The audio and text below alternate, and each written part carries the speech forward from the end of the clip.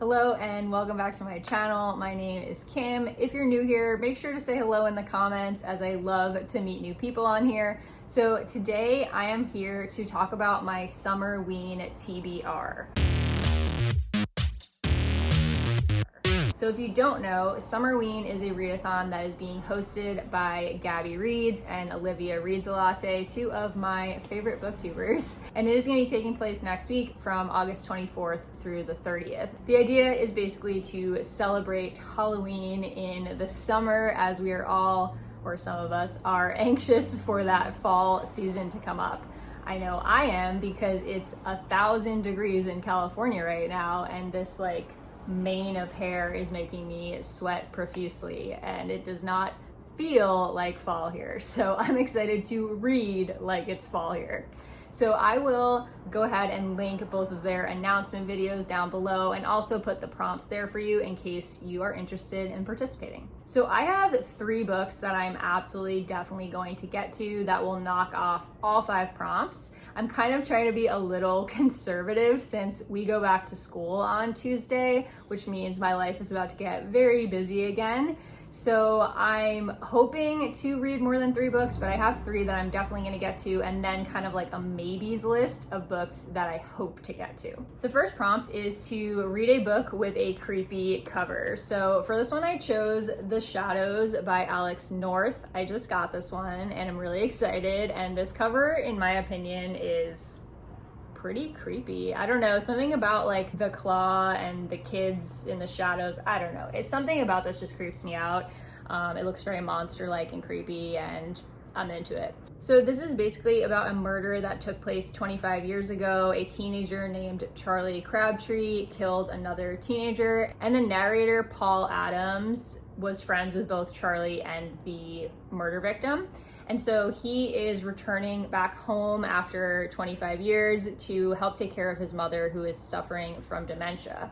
When he returns, he finds out that the detective in town is actually investigating a copycat killer that seems to be very similar to Charlie Crabtree.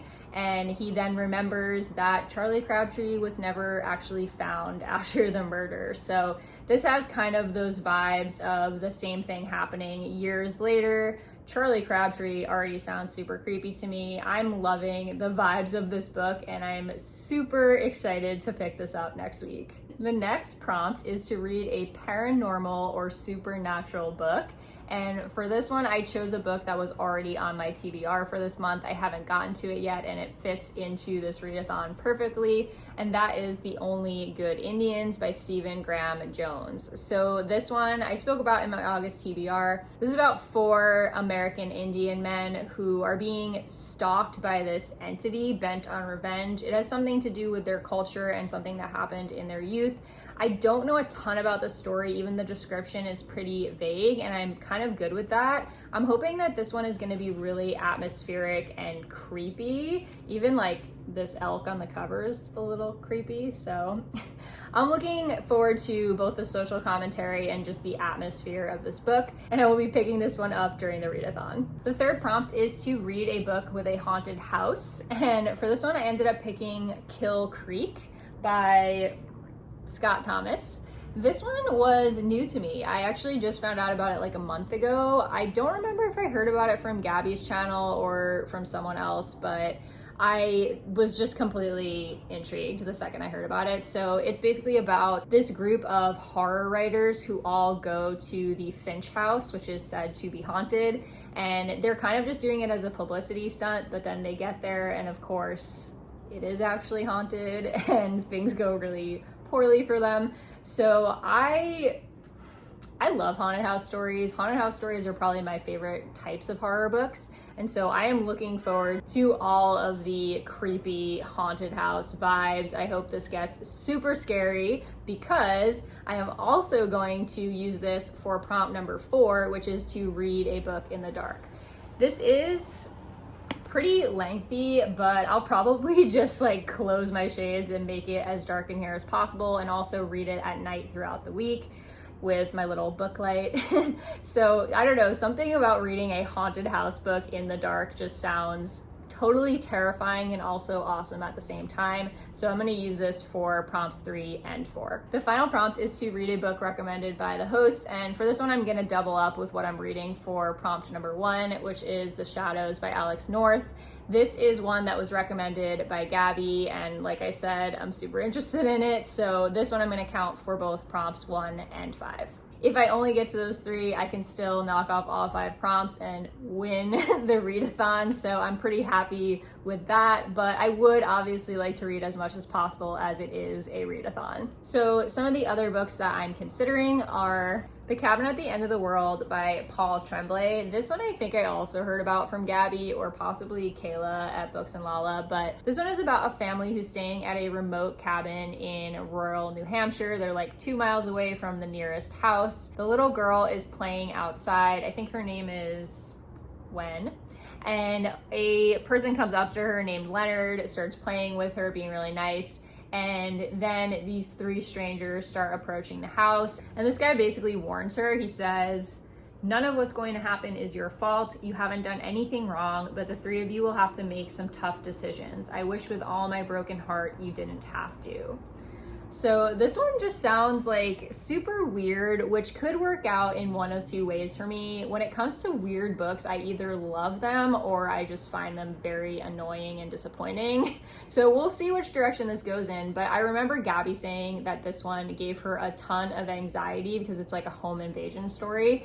And it's also not super long. It's like 250 pages, so it should be conducive to squeezing in to the readathon if I can get to it. Another one that I have on my maybe list is The Troop by Nick Cutter. I've seen this around BookTube quite a bit. I know Kat from Paperback Dreams and Gabby both loved this one. This one is about a group of boys who are camping in the Canadian wilderness with their troop leader, and basically this man comes up and he is shockingly thin, disturbingly pale, and voraciously hungry. So this man, I believe, has some sort of bioengineered disease, and the boys, I assume, are going to start coming down with it. I've heard this one's really gross, like there's a lot of body horror. I'm not sure how I'm gonna handle that. I'm not great with body horror, so we'll see. This will also be interesting to pick up during a pandemic, since this is basically about this horrible like disease spreading among all these people in the wilderness.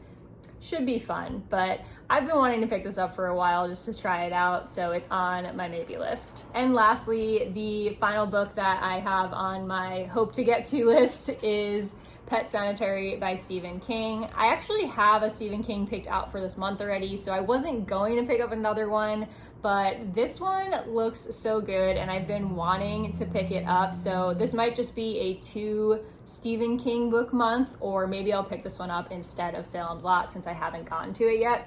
But this one, as far as I know very little about this, which is crazy because I've actually avoided spoilers on both the movie and the book, and I'm very proud of myself for that. This one is about a guy who takes a new job and he moves to this kind of like idyllic and rural town in Maine. It seems like a new beginning. He's very excited to be there, which you know isn't going to turn out well for him. And there is a pet cemetery in the back of his house, but a lot of the people in the town are warning him not to venture past the boundaries of that pet cemetery. I've heard this one is super creepy, and I know this is a lot of people's favorite Stephen King, so I'm really excited to get to this. If I don't get to it this month, I'll definitely pick it up next month. So that wraps up my TBR for Summerween. I am going to vlog my experience probably in 2 parts, so that you guys can kind of see what I'm reading, when I'm reading it, and my thoughts as I go along. I'm so excited to participate in this, so definitely let me know if you are participating as well. I'd love to chat about what's on your TBR, and it would also be really fun to buddy read something, so let me know if you have one of these books on your TBR as well. If you like this video, don't forget to give it a thumbs up and hit that subscribe button to get more bookish content from me in the future.